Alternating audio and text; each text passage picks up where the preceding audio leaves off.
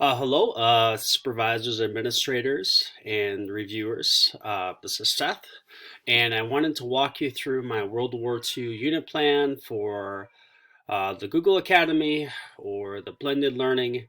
And I just want to say thanks for all the supports. And as we're in this time of quarantine, um, this was a good opportunity for me to try to get this as good as possible. So again, I enjoyed doing the academies, and so this is for my capstone for the academies. Okay, so I'm going to start off by just kind of talking you through my overview and kind of how I envisioned it and kind of show you some of the resources and the activities to kind of bring it all together. First of all, I do teach a sheltered course, but I wanted to make the idea of the basement and the ceiling. So in other words, I can help the students that are at the lowest levels and also challenge students that are at the highest levels. So although I did make it for my sheltered class, I do think that I could apply this to my more advanced students if I did have them. Okay. Um, what I did is I kind of broke this into a couple of paths. This is the primary path, and that's kind of what I envisioned my sheltered students to just kind of take that one. Um, and I'm going to talk about that one in more detail, but I will go through the alternate paths first because they don't change that much. So my alternate path one is a lot of kids are at home and they get like Netflix, and there's a really good, great documentary called World War II in Color. And so I just thought, that's pretty much got it all. Not as much for like the home fronts and home life, but they still do talk about it quite a bit in America. And so I thought they could basically just take notes on that. And I just had 4 pages of notes. And then they would just take the quizzes, and then they could even do the tests as an open book style. And I thought that in itself would be quite a bit of evidence to show me what they learned. Um, the other alternate path is to email me about doing a project that covers all material in World War II. And this could be a presentation, comic book, movie, song, or book report, speech, board game, etc. And this could cover everything, including the test, quizzes, study guide, and videos. Again, this could, they wouldn't have to do any of the activities. They could just do that. And so what I always point the kids to is my Happy Bloom's taxonomy wheel.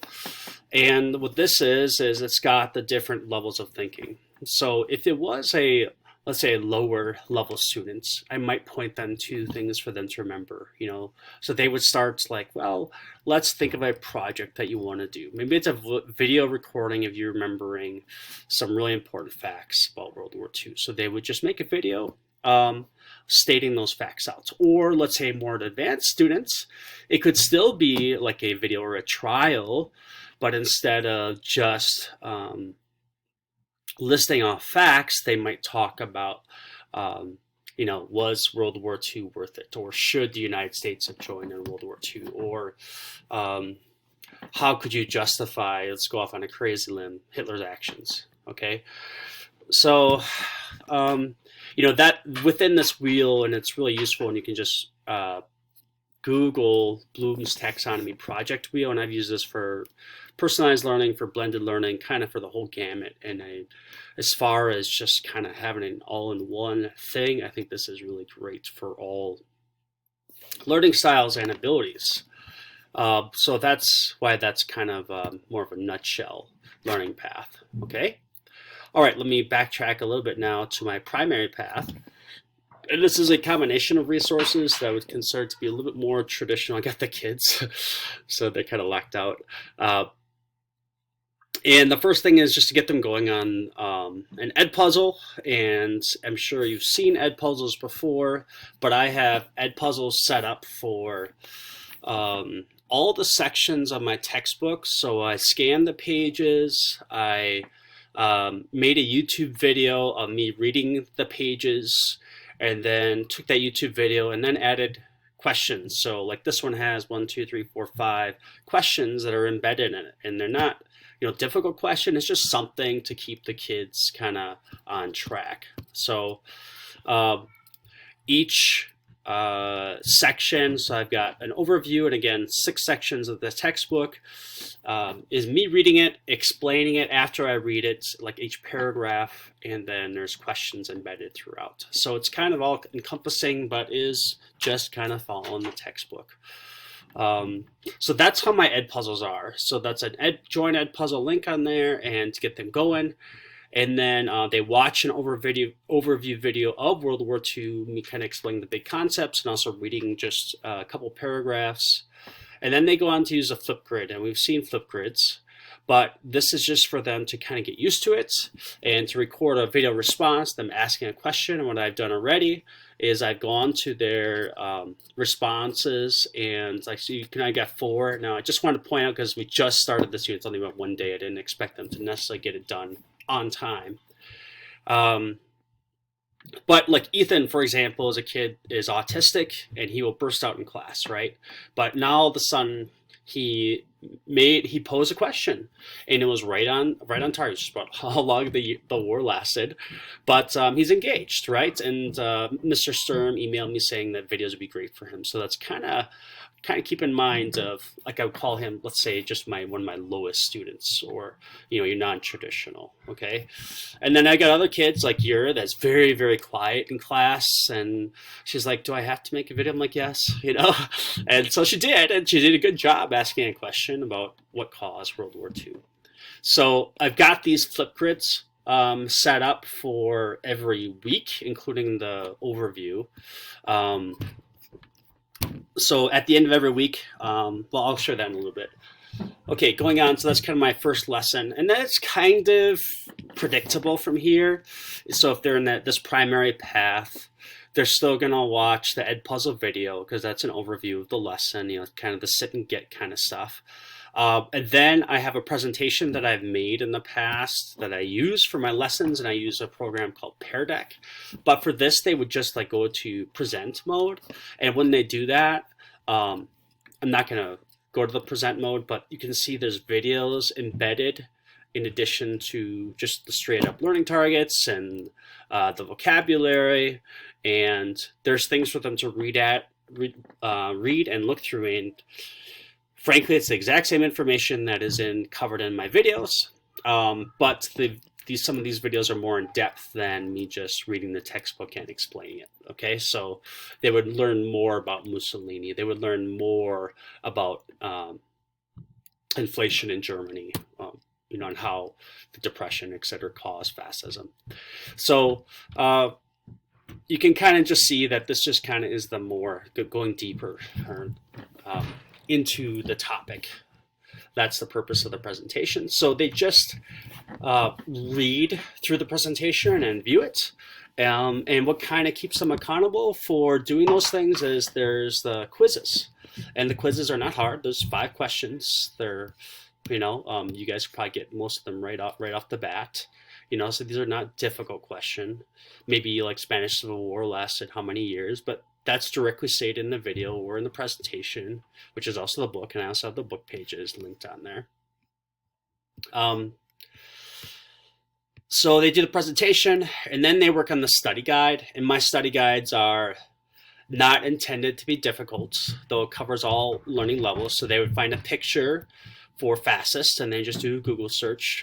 They copy the definition from the book, and then they copy the sentence where it's used. And that may sound monotonous and really easy, but for my students that need language exposure, that is actually one of the best things for them. They're reading the words, they're being exposed to the words, they're seeing how they're used, and even to the extent of typing. For some of them, that can be just a struggle. So for some of my students, just doing like one column is already hard enough, and so I have to make modifications for that. But as far as the more, these questions here, why do you think some countries in Europe started to have dictators as leaders? So that requires some more analysis or application type thinking, and then just taking the notes. So this may look really simple, but there is some higher order thinking that goes on here with some of these questions. Okay. All right, so that's my study guide, and they're going to do that for the whole unit or chapter in this learning path. Next is the quiz. So I already showed you that. and that's kind of then when they're done with every other, or basically the end of the week, they do either a flip grid, or one of the lessons is just doing this. I have a link to these World War II activities, and I have this really cool. I just do one of them, and I didn't. I'm not holding this as homework. I'm not collecting it somehow. I just said, do something on there because there might be something interested in. And yeah, it might be jumping around a little bit. Who cares? Just have a little fun with some of these games or the videos or whatever other like map activities that they have on here. So that idea of giving them something to learn more without making them do it, I think is valuable. So at the end of week 2, so the next lesson is that the same idea. They're doing a video, they're doing the presentation, they're doing the study guide, they're doing a quiz, and then here again is that flip grid week 2 review. So at the end of this coming week, for example, on April 17th, I think it is, they would record a 1.5-minute video of what they learned and just how they're doing. I even put that on there. Hey, respond to somebody's video, tell me how you're doing, and also what you learned about World War II, because it can't all be academic. I want to make that personal connection. So my plan is to put on there, by next Friday, just how my week is going, just maybe a little quasi-personal stuff. All right. So that's just kind of these lessons go. And it's not hard to predict. You can just kind of see every other one either has the activities or it has the flip grid, depending on the week. If they're doing the traditional path, by the end, they're finishing the study guide. They have a Quizlet review day.